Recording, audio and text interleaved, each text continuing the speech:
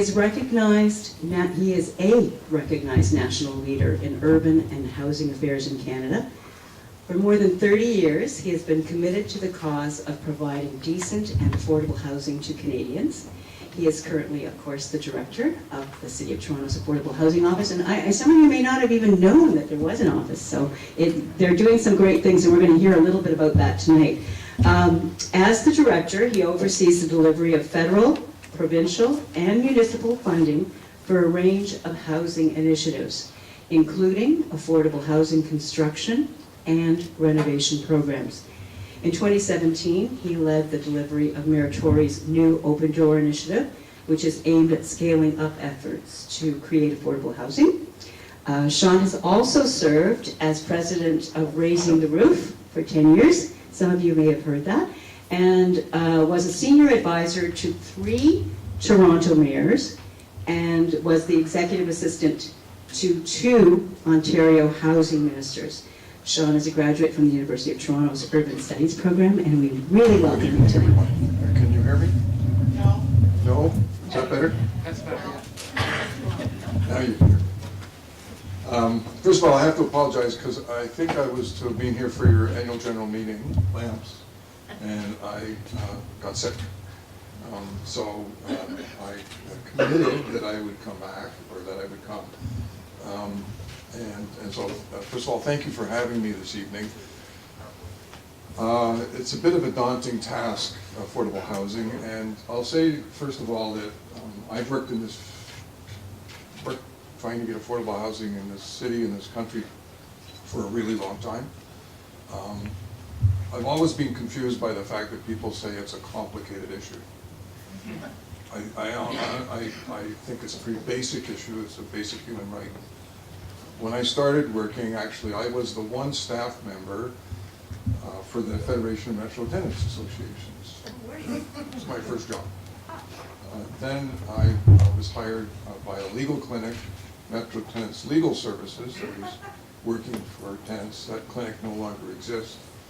But I remember one of the first cases I had as a paralegal, the superintendent at 40 Earl Street in downtown Toronto was carrying a gun and was beating up tenants.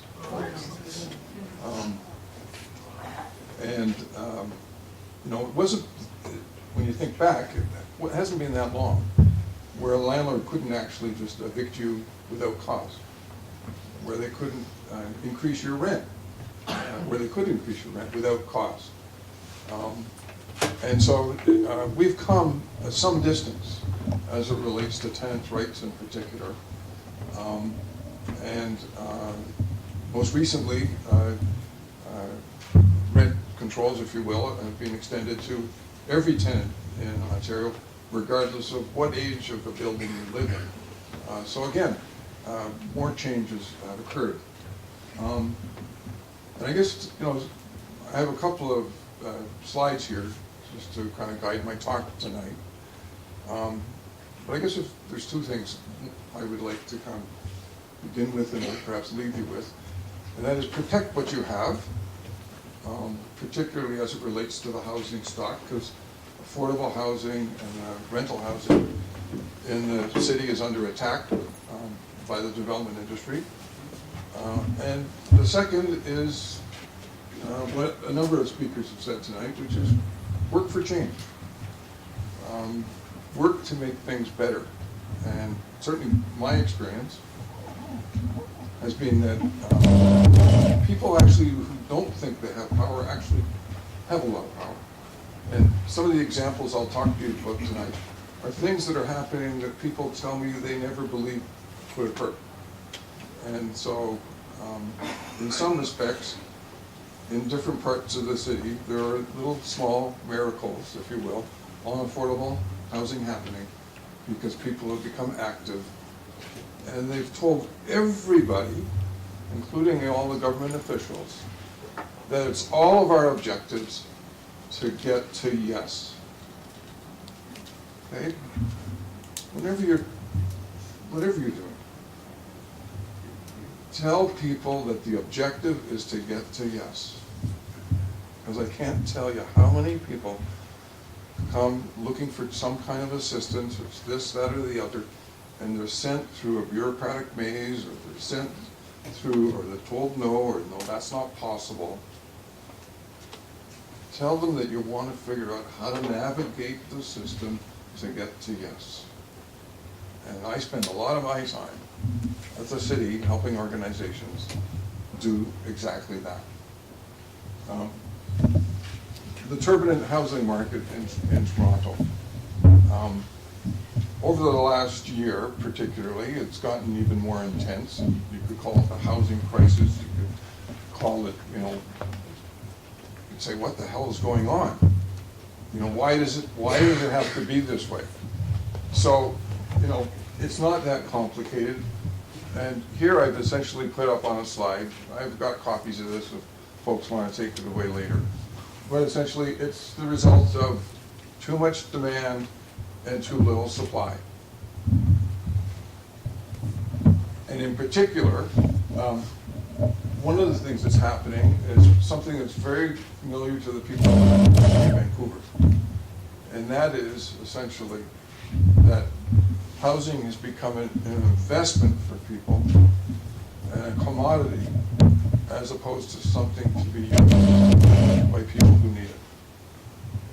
And so the situation in Toronto is given the high demand, very low interest rates, so you can borrow money as a developer to build, and also the price of land and speculation in land has essentially created a situation where new buildings are out of the reach of people who actually need to afford them.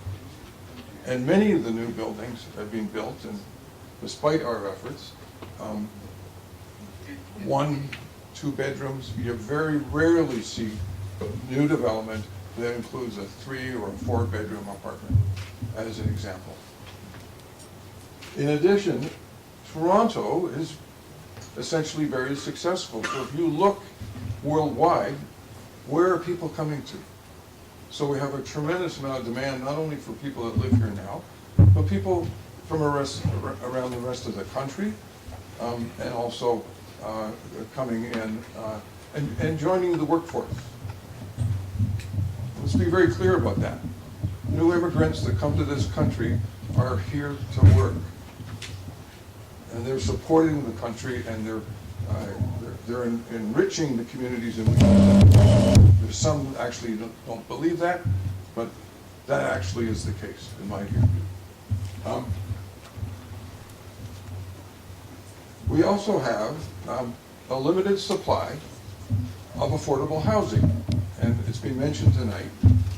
The social housing that exists in the city, 90,000 units. For every social housing, nonprofit housing, including Toronto community housing, for every unit that exists, there's a person or a family on a waiting list waiting to get in. That's how bad the situation has become. And a large part of that is because in the early 1990s, our senior governments stopped funding the creation of new affordable housing. The Lakeshore Village, just over the way here, with all that wonderful co-op and nonprofit housing, that's a thing of the past in terms of the way the government's approached housing. And if anything, when they say to you it's about the protecting of affordable housing we have now, it's very important that places like the Lakeshore Village are still there 20, 30, 40, 50 years from now, despite the fact that the agreements under which they were built will all be expiring within those timelines. Because those agreements were only time limited.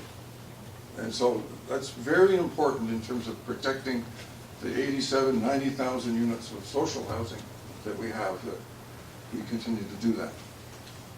In the next slide here, I just want to talk a little bit about an overview of what the 3 governments are doing.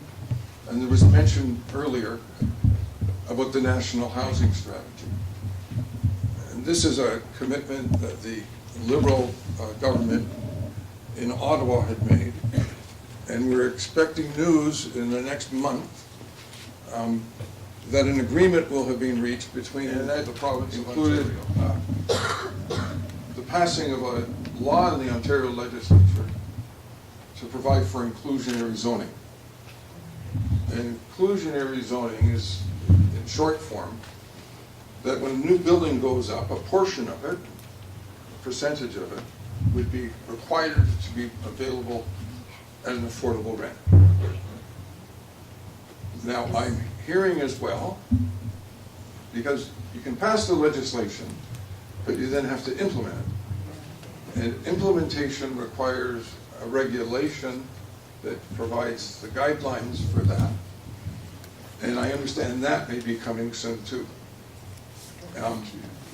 The city then would take that provincial legislation and those regulations, and we would make it law to be then put it in force. So that's something to watch for in the coming months. Excuse me, is that affordable rent or affordable to buy? So we're waiting for clarification from the province as to whether it will contain both affordable to buy and affordable to rent. Okay? So Thank you. the city has said it should apply to both. The third area is the provincial lands program for affordable housing. And this is another breakthrough that's occurred where the Ontario government has made 3 surplus properties in Toronto available for the construction of rental housing and also affordable rental housing. One site is in Etobicoke at the former Thistletown property at Finch in Kipling. And that would also include the revitalization of the Thistletown property that was used for children. You may not know, but in 1927, the Hospital for Sick Children built essentially a resort for sick kids. And that was the Thistletown Center in 1927. It's been sitting vacant for the past 5 years. Was that where George Hall Center had some programs? Many Because have, they yeah. sold down. Yeah. So we're very excited that we're working with the Ontario government to see that repurposed and to include affordable housing. In my own office, the Affordable Housing Office at the city, yes, you may not have heard of us, we're a small office, but we work to build new affordable housing with organizations and to try to provide about 1,000 new units a year. Now, 1,000 new units a year doesn't sound like much when we know the waiting list is 100,000 people, but we're trying to scale that work up. A couple of things that we've done with organizations is, for instance, on the waterfront in East Bayfront, at the foot of Sherbourne near the water, there's a condominium being built. Through my office, we have purchased 80 units in a separate portion of the building that will be affordable for over 100 years. We're working with the Red Door Family Shelter on Queen Street East, where 50,000 people signed a petition and said, when that new condominium goes up where the Red Door Shelter used to be, we want the Red Door Shelter in the condominium.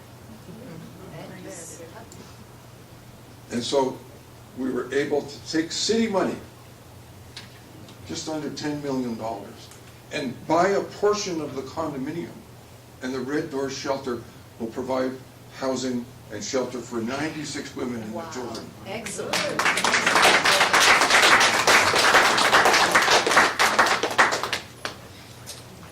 In Weston, at Weston and Lawrence, there's a new building being built on a former Toronto Parking Authority lot, where that lot has been used now to create a farmer's market, a cultural center, a community hub, and affordable housing in a new development.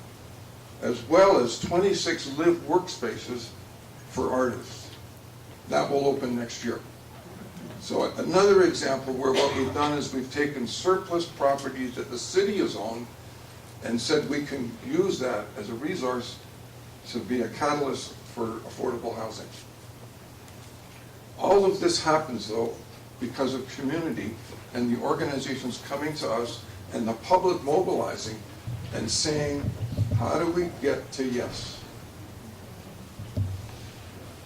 As well, mention has been made about the Tenants First Working Group. 5 years ago, I stood in front of City Council and opposed the sale of 675 single-family public housing units that are scattered across this city. And I'm really pleased to say that we stopped it with a group of Toronto community housing residents, and their slogan was, "We're not for sale." And they won. In fact, we rented a bus with taxpayers' money, and we all went to Ottawa in a bus to protest and the need for a national housing strategy. So I hope people are seeing some of the results of the advocacy and the pressure that they've been putting.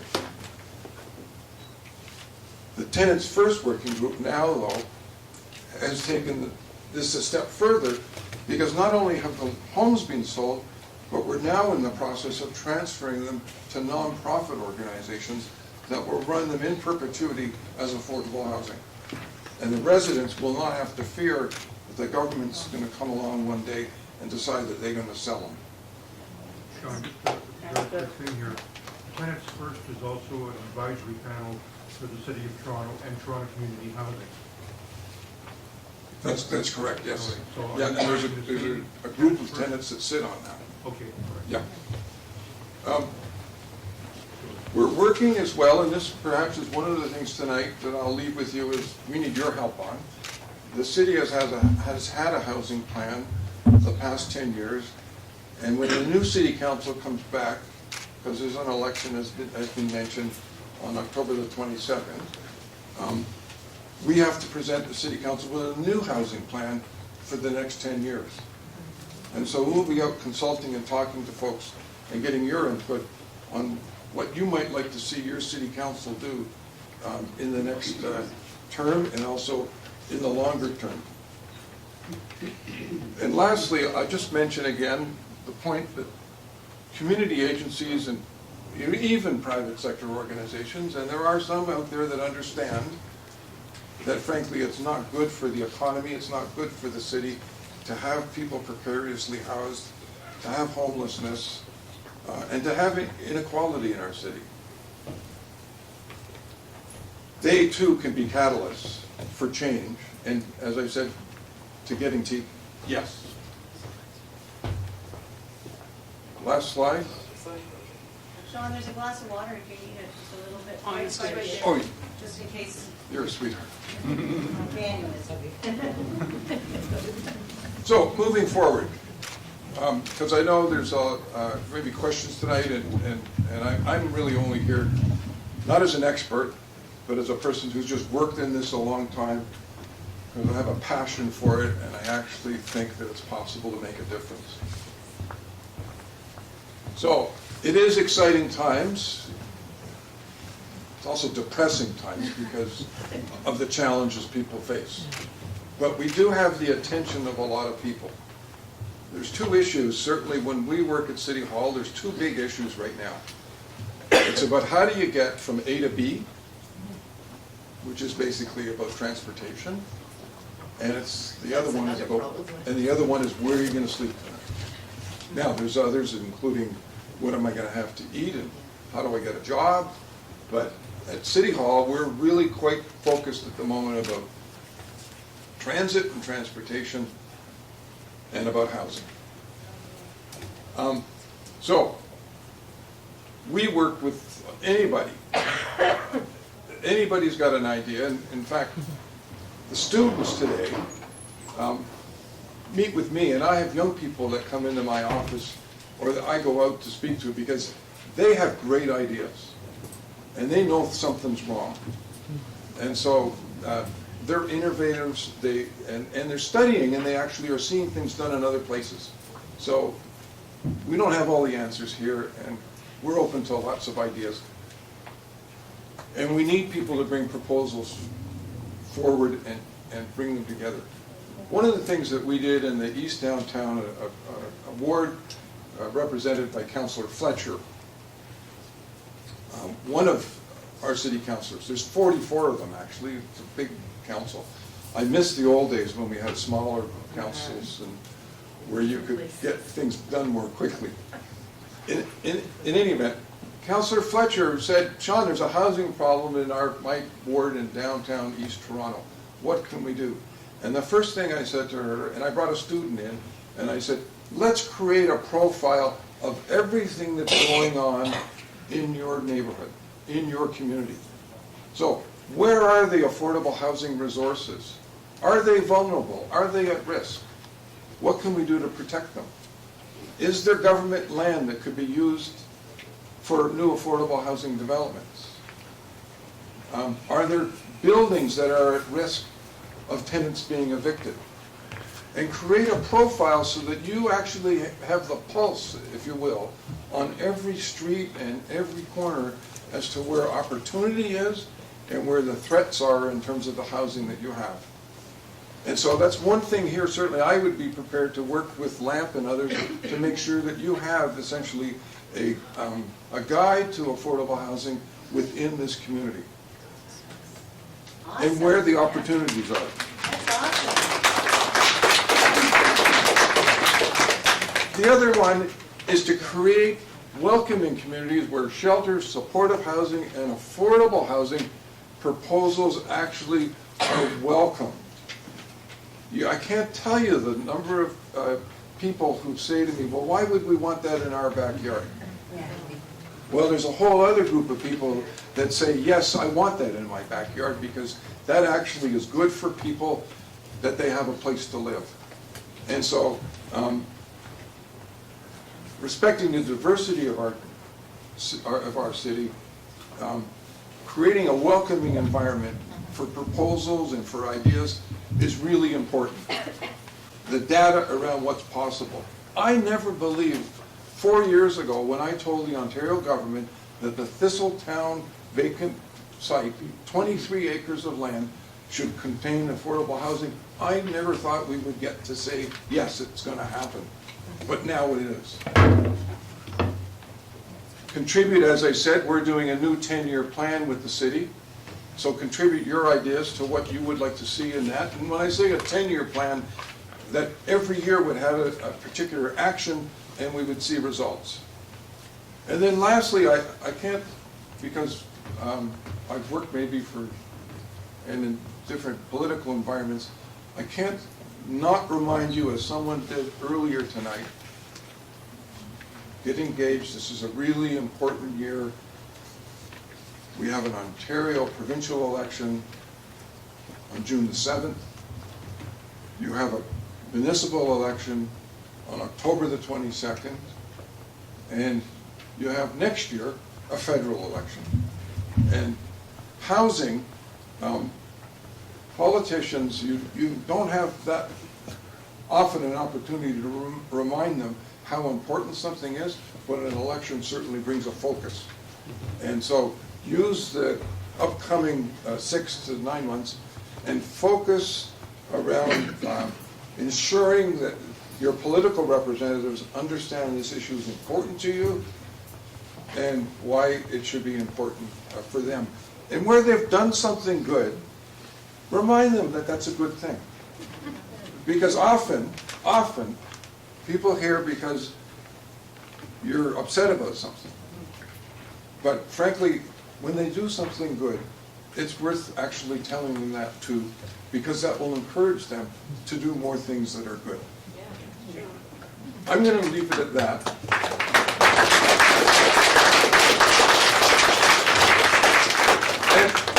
And again, I'll just say, continue to work for change and continue to find ways to get people that may in the past have said no to say yes to affordable housing.